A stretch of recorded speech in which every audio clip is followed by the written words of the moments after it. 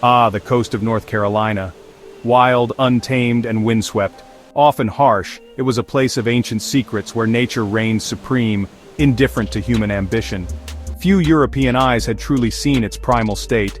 It was the year 1587, and a new uncertain chapter was about to begin on these shores. This land held mysteries older than any map. Then, English ships appeared on the horizon, small specks on the vast, restless ocean. They carried hopeful souls, over 100 of them, men, women, and even little children, all seeking a new life, a fresh start in this formidable, unknown world across the sea. But the land itself seemed to watch them, waiting silently, holding its breath for their arrival. They built their simple homes of timber and daub, and a tiny English village slowly took shape. But life was incredibly hard from the very start. Supplies began to dwindle much too quickly for comfort. Governor John White knew what he must do. He had to return to England for essential help. He promised a swift, safe return to his anxious people. 3 long, anxious years crawled slowly by. Storms and war delayed his journey back. Governor White finally returned to Roanoke Island only to find a profound, disturbing silence. A chilling, empty, and utterly desolate silence.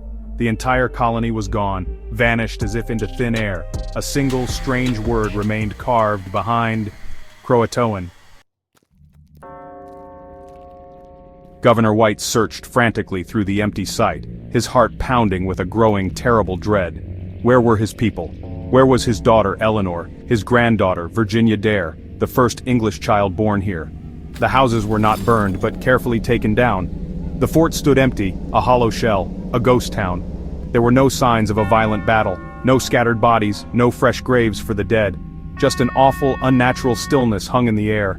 The air itself felt heavy, laden with sorrow, as if holding a dark, unspoken secret close.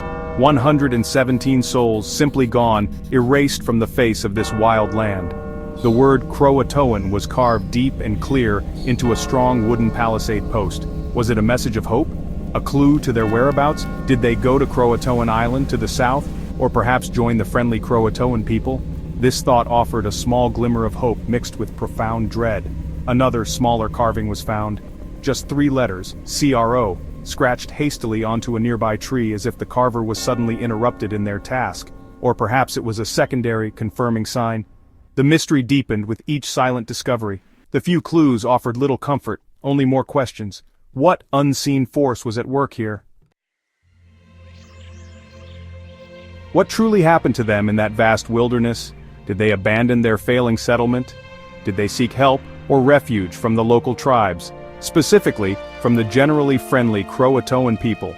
Some stories passed down through generations suggest this, that they lived among them, assimilated for a time at least, but concrete proof is elusive. Or was it a much darker, more violent fate, an attack from other, less hospitable tribes? There were many groups with complex relationships, or perhaps the Spanish, their powerful rivals in this new world. They had a presence further south in Florida.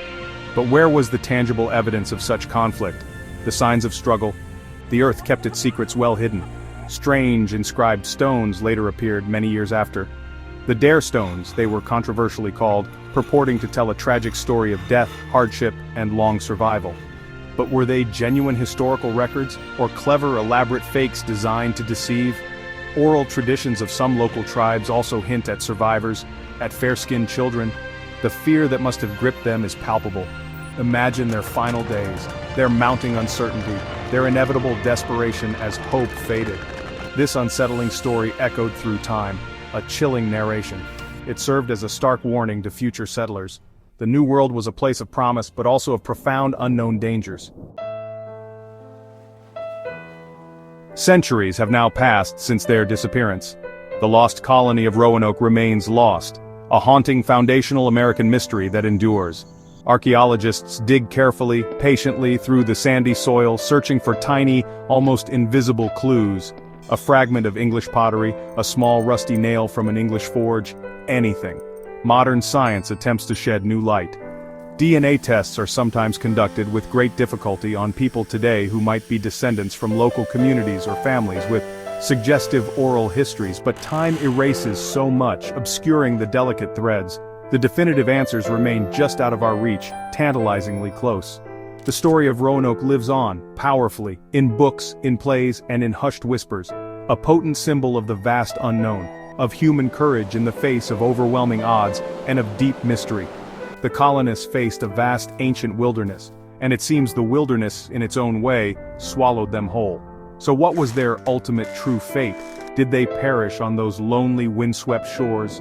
Or did they assimilate, their bloodlines merging with the people already there? Perhaps the ancient trees on that island still whisper their names. Do they wait patiently for us to finally uncover the truth, to finally understand their silent departure?